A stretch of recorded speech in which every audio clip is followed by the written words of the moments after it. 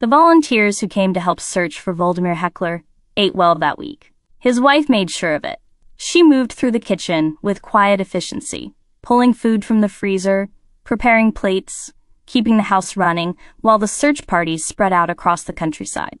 She never let anyone else open the freezer. If someone approached it, she was there first. Calm, helpful, insistent. They didn't understand why at the time. They understood later. Voldemir wasn't missing. He had been in that freezer the entire time, hidden beneath the food, preserved in the cold, in the same house where his son had spent the night, searching his phone for clues about where his father might have gone. This is the story of what happened in that house, and of a marriage that was never simple, a family that was never whole, and a secret that came apart the moment investigators asked one quiet question about a freezer that seemed, suddenly, much too full. There are cases where the crime itself is only one part of the story, where what happened in the marriage, the years before a single night, is just as important as what happened on it, where the question of why requires you to go back much further than the moment everything ended. This is one of those cases. The story of Voldemir Heckler and Claudia Surrenders spans nearly 2 decades. It involves 2 women, 3 children, years of harassment, jealousy, financial entanglement, and a relationship that began in betrayal and ended in something no one in their community had ever encountered before. It also raises questions that Brazil is still trying to answer. About domestic violence. About who gets believed when a marriage ends in death. About the distance between victimhood and what Claudia actually did. My name is Claire Bennett, and this is Domestic True Crime. If this kind of thorough, responsible storytelling matters to you, if you believe that the people inside these cases deserve more than a 2-minute summary, your support keeps this channel going. A like, a subscription, a share. It makes a real difference to what this work can be. Voldemir Heckler was born in Brazil in 1979. The precise date of his birth was never widely documented, but the shape of his early life was consistent with the rural communities of southern Brazil where he was raised. Large families, early responsibility, and a deep familiarity with physical work. By the time he reached adulthood, Voldemir had built a life around 2 things: driving and cattle. He worked as a truck driver, reliable and consistent, and ran a small livestock operation on the side, raising cattle in the countryside, managing the land with the kind of quiet dedication that earned him a reputation in his community as someone who showed up and got things done. He was known for something else, too: his temperament. People who knew Voldemir described a man with a natural ease in social situations. He laughed easily. He filled a room with energy without demanding it. At barbecues and gatherings, he was the kind of presence that drew people in. His sons would later describe these moments, the shared meals, the jokes, the easy warmth, as the version of their father they held most carefully. He married a woman named Janette. Together they had 2 sons, Jonathan and Mateus. For a while, they had what looked from the outside like an ordinary life. Then Mateus was barely a year old, and everything changed. Voldemir told Janette the truth. He had been in a relationship with another woman, a former teacher named Claudia Surrenders, who had once worked with dairy cattle before leaving her profession behind. Claudia had given birth to a daughter, Gabriella, just months after Mateus was born. The confession shattered the marriage. Janette was devastated. And yet, she made a decision that would define the next 2 decades of their lives. She didn't file for divorce. She held on, hoping that time would bring Voldemir fully back to her. It didn't. Instead, he moved in with Claudia to help raise Gabriella. And from that point forward, 2 households orbited a single man, each shaped by his choices, and each marked by consequences he may not have fully reckoned with. The children, at least at first, were innocent of the complexities surrounding them. Gabriella, as she grew older, began to visit Voldemir's sons, Jonathan and Mateus, her half-brothers, technically, though the word half sits oddly against the genuine bond that developed between them. They played together. They spent time together. In those moments, the ordinary warmth of siblings existed despite the fractured arrangement that had created them. For Janette, this balance was harder to maintain, because Claudia would not leave it alone. What began as romantic rivalry became something closer to obsession. Claudia followed them. She showed up where she wasn't invited. She trailed their car on the road to Janette's mother's birthday party. shifting lanes, staying close, making sure they knew she was there. The pursuit lasted long enough that Janette felt she had to physically hide in the back of the car. For miles, Claudia's vehicle shadowed theirs, until they finally managed to pull away from her. Janette described it, later, as something that bordered on madness. It didn't stop there. Claudia appeared at private gatherings, at homes where Voldemir and Janette were spending quiet evenings with friends. Her presence became a recurring intrusion that Voldemir had to manage, slipping away to avoid scenes, absorbing the disruption, never quite resolving it. She also targeted Janette by phone. In the years before caller ID was standard, Claudia called their home repeatedly. Whoever answered, Janette, her mother, anyone, was met with a mix of threats and mockery. Claudia boasted about her place in Voldemir's life. She told Janette she was nothing more than a housekeeper in her own marriage. That Voldemir felt contempt for her. According to Janette, none of it reflected reality. But it didn't matter. The calls kept coming. Eventually, Janette reached her limit. She gathered Voldemir's belongings and left them at Claudia's door. It was a quiet, definitive act. She was done waiting for him to choose. If he was going to live a divided life, she would not be the one holding the center of it together. From that point on, Voldemir lived with Claudia. But the fracture didn't seal. It just shifted. Jonathan and Matthias continued to visit their father regularly. Voldemir made sure of it, driving out to see them, funding their needs, showing up for the milestones. At family gatherings, the two households would sometimes merge briefly around a barbecue or a celebration. Voldemir would arrive with his easy laugh and fill whatever space he was in. Those moments mattered to his sons. They held on to them. Janette herself occasionally visited. Voldemir always treated her with respect, she later said. Whatever had broken between them, he never made her feel invisible in those moments. Gabriella, as she entered adulthood, chose a different path. At 18, she moved out on her own. Her relationship with her father grew distant. She remained close to Claudia. In mid-2022, after years of a complicated and informal arrangement, Voldemir and Claudia formally married. It had taken over 2 decades, and a great deal of damage to arrive at that moment. Around the same time, Voldemir's father died. The grief was real. And the practical aftermath, the division of inherited land among siblings, introduced new tensions into an already complicated financial picture. Some of Voldemir's assets were held informally through his sons and trusted associates. He dreamed of using his portion of the inheritance to buy more land. He had been saving toward it for years. By November 2022, Voldemir had accumulated what friends estimated to be between $38,000 and $50,000 in cash, kept at home, earmarked for a land purchase. His brother later told investigators he had seen the money with his own eyes. The money would later become part of the question of motive. By late 2022, the marriage between Voldemir and Claudia had developed a particular texture of conflict.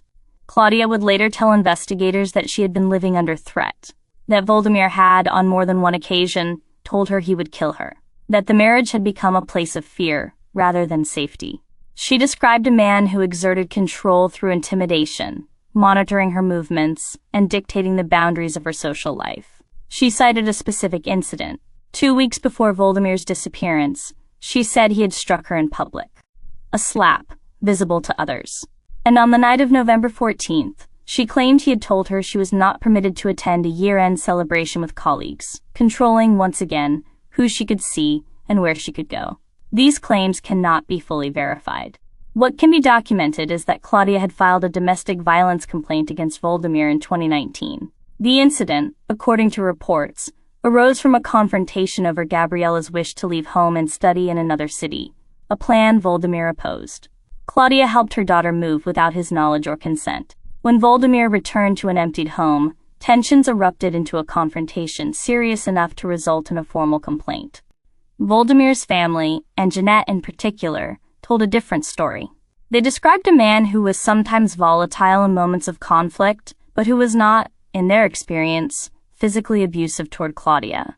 Janette characterized him as someone who had always provided for his family and treated the people in his life with basic decency. One of his sisters had filed a separate complaint against him, but investigators noted it appeared tied to the land inheritance dispute rather than to domestic abuse. The picture that emerges is one that refuses easy resolution. A man with a documented history of jealousy and control. A woman with a documented complaint of violence. And a marriage that had absorbed 20 years of complications before arriving at a single night in November. In the first weekend of November 2022, Jonathan and his wife visited Voldemir and Claudia's home, bringing their 3 young children. Friends of the couple were also present. Jonathan carried with him a quiet mistrust of Claudia. He saw her as strict and controlling, but he managed it. He kept things civil. The weekend passed with meals, conversation, and the ordinary rhythms of family. Jonathan and his wife even stayed the night. The following week they noticed something had changed. Voldemir had gone quiet. Unusually so. He was not the kind of man to disappear into silence. He was punctual, present, reliable. By Tuesday, November 15th, he had not shown up for work. Cases like this one require weeks of careful research to piece together accurately. The timeline, the relationships, the evidence. If this kind of work matters to you, your support helps keep it going. A like, a comment, a share, or a subscription. Every one of those things makes a genuine difference to this channel. Voldemir's colleagues reached out to Claudia first. He had missed work. He was never late, never absent, without explanation. Was everything all right? Claudia told them she didn't know where he was. She filed a missing person report with local police. The news didn't reach Janette and her sons directly. It came through a family acquaintance, a phone call carrying information that made no immediate sense. Jonathan's first instinct was practical and frightened. His father worked in the fields, drove long distances. Maybe he had collapsed. Maybe there had been an accident somewhere on the rural roads he traveled. The family organized and went looking. They searched the areas where Voldemir worked, drove the roads he knew, asked at the places he frequented. They found nothing. Rumors moved quickly through the community, as they do in small towns. Some suggested Voldemir had taken his own life. His family rejected the idea firmly.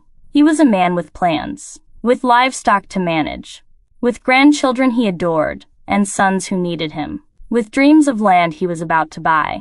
Suicide, they said, was incompatible with everything they knew about him. A more plausible theory circulated quietly, that Voldemir had left on his own terms, that the tensions in his marriage had pushed him into a temporary disappearance, that he needed space, and would return in his own time. No one yet was imagining what had actually happened. Jonathan and his wife drove to Claudia's home that evening. The street outside was already crowded. Police vehicles, firefighters, neighbors, search volunteers gathering information, organizing into groups, spreading into the surrounding area. Jonathan moved through the house and found his father's phone. He scrolled through the messages, looking for anything that might explain where Voldemir had gone. Nothing. Claudia told everyone present that the previous weekend had been ordinary. Pizza with friends. A peaceful Sunday. She described nothing unusual. Her account was calm and consistent. Jonathan and his wife decided to stay the night. What followed was a detail that Jonathan would spend a long time trying to understand in retrospect. At some point in the night, he got up and walked to the refrigerator for a glass of water. Claudia was immediately alert. Her reaction to his approach toward the appliance was tense, sharp, he thought, for someone exhausted by grief and worry. He noted it. He didn't interrogate it. He attributed it to stress. In the days that followed, the pattern continued. As volunteers moved in and out of the house, helping coordinate the search, resting between shifts, Claudia served food. She moved to the freezer herself, every time, and distributed what was inside. She did not allow others to open it. At the time, it registered as a personality trait, a woman who needed to feel useful, who coped with crisis through the act of feeding people. At the time, that was the most innocent explanation, and so that was the one they accepted. On Saturday, November 19th, 3 days after Claudia had filed the missing person report, she was called to the police station to provide a formal statement. She was not yet a suspect. She was the wife, the person closest to the missing man. Her interview was procedural, expected. But when investigators looked at her, they noticed something that changed the tenor of the conversation. Claudia had visible injuries on her body, marks consistent with the struggle. She agreed to a forensic examination. Officers documented the injuries. Then she left the station. And she didn't come back. Almost simultaneously, a neighbor came forward. He had been holding on to something he wasn't sure was significant, but it had been sitting with him, an observation he'd made in the days since Voldemir vanished. Something about Claudia's freezer. Everyone in the community knew that Claudia rarely stocked it. Friends and neighbors who had been inside that house over the years were consistent. The freezer was almost always empty, or close to it. A few essentials at most. But in the days since Voldemir's disappearance, the freezer appeared to be full. Officers entered the house. They opened the freezer. They began removing bags and packages. Layer by layer, the contents came out. Beneath the food, carefully placed, meticulously arranged, was Voldemir Heckler. He was 43 years old. He had been there the entire time. The preliminary assessment was straightforward. Claudia had emptied the freezer, placed his body inside, and then covered him with frozen food. She had done this before filing the missing person report. She had maintained the pretense, the confusion, the cooperation, the searching, while his body was preserved 30 feet away. An arrest warrant was issued within hours. The resolution was, in one sense, simple. Claudia appeared at the police station herself. Before she walked in, she had recorded a video message that was shared across social media. In it, she said she would face whatever justice required of her. Then she went inside. Claudia's confession, once she gave it, was detailed and internally structured around a single argument.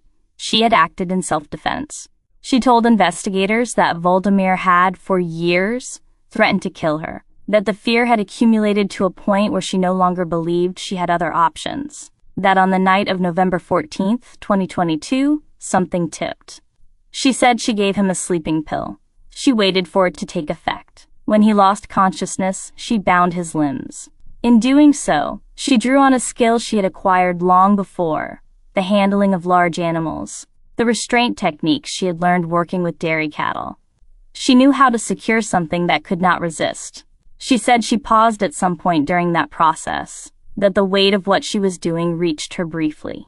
But she continued. She told herself it was her life, or his. She suffocated him with a plastic bag. Afterwards, she said, she felt something unfamiliar. Freedom. Her defense attorney presented this account as the culmination of years of domestic abuse. A woman finally pushed past the point of endurance. In front of cameras, Claudia repeated the same narrative. It had been him or her, and she had chosen herself. The evidence, however, created significant complications for that version. The injuries on Claudia's body, the marks investigators had noted at the police station, were examined in context. The concealment of the body was examined. The deliberate arrangement of frozen food over Voldemir's remains. The days of controlled behavior that followed. The careful management of who accessed the freezer, while search parties moved through the house. Self-defense as a response to immediate threat.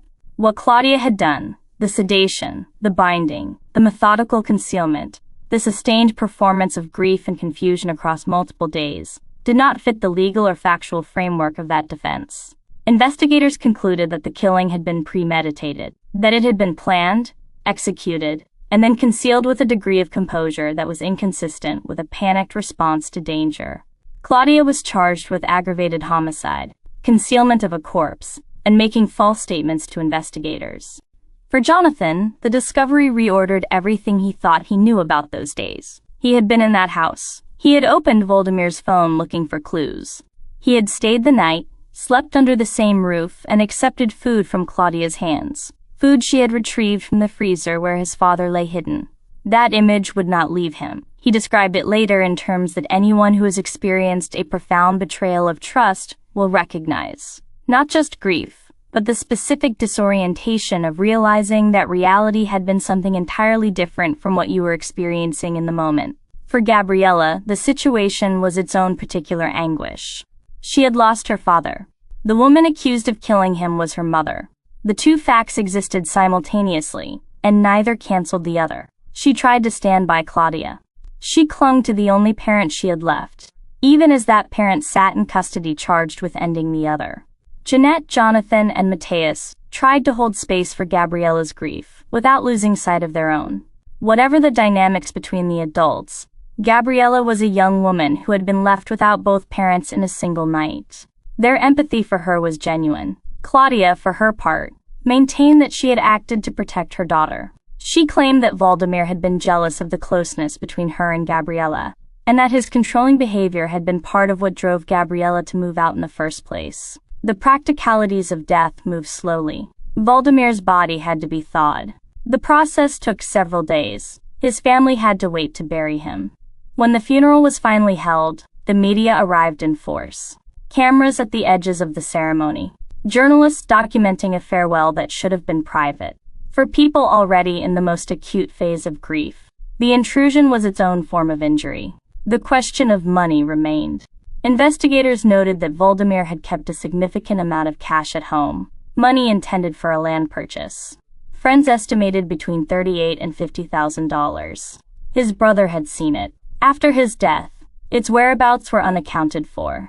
Claudia had also previously been accused by Voldemir of taking a large sum from the house to fund Gabriella's relocation, an accusation she denied. Family members who had followed the case closely offered their own theory, that Claudia had not planned the murder with months of precision, but had nurtured the idea over time, waiting for a moment that felt right. They believed she acted before Voldemir could install new security cameras in the house, cameras he had discussed with people in his circle, and that would have monitored her movements and limited her freedom of action. Whether that theory is accurate is for the courts to determine. In August 2023, a court in Santa Catarina granted Claudia conditional release under electronic monitoring. Under the arrangement, she would work at a construction facility during the day and a restaurant kitchen at night while awaiting trial. The decision provoked immediate and widespread outrage. Within a short period, the Superior Court of Justice overturned it. The judges cited the severity of the crime, the deliberate concealment of the body, and the active effort to mislead investigators. Claudia was returned to preventative detention. Her defense attorney, working under a contingency arrangement with fees conditional on acquittal, continued to argue her case publicly. He expressed confidence. He said she trusted him completely. As of the most recent available information, no trial date had been confirmed. This case asks something of anyone who follows it. It asks you to hold, at the same time, a set of things that don't resolve neatly. A man who may have been controlling and jealous. A documented complaint of domestic violence filed 3 years before his death. And a woman who did not call the police, did not leave, did not seek protection through any of the channels available to her, but who instead sedated her husband while he slept, bound him, killed him, and then concealed his body in a freezer for days while his sons sat in her kitchen eating food she handed them with her own hands. Brazil's legal and social context matters here. Domestic violence laws exist. Services for women in abusive relationships exist. Whether they are adequate, whether they are accessible in rural communities, whether they are trusted, these are legitimate questions that the country continues to grapple with. Claudia's defense rests in part on the argument that she didn't believe those systems would protect her. That argument deserves to be heard, and it deserves to be examined carefully. Because what happened after the killing, the methodical preparation, the concealment, the sustained deception, the management of visitors and volunteers and investigators for days, is not consistent with a person who acted in terror and then fell apart. It is consistent with a person who planned, executed, and managed to cover up. Whether that makes her a calculating killer or a desperate woman who survived and then compounded her survival with decisions that have now consumed her, is something the Brazilian court system will have to work through. What it doesn't resolve is the simpler truth that sits underneath all of it. Voldemir Heckler was 43 years old. He had sons who loved him, a daughter who grieved him, grandchildren who had spent weekends in his presence. He had plans. He had money saved for land he never got to buy. He had a laugh that people still describe when they talk about him.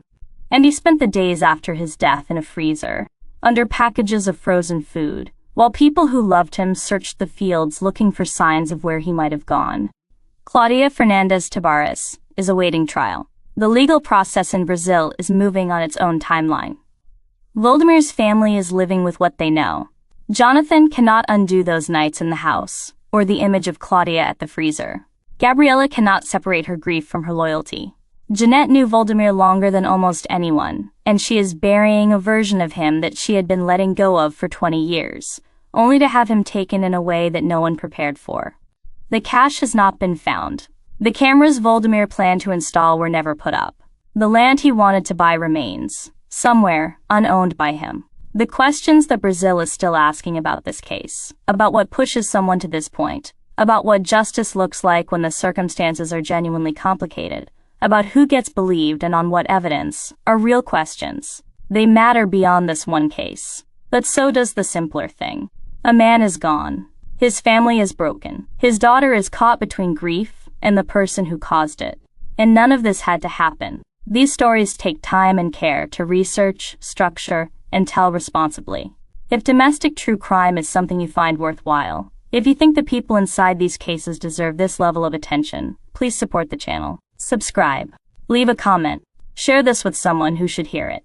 Every one of those things helps keep this work going. This is domestic true crime. And this case should have never happened.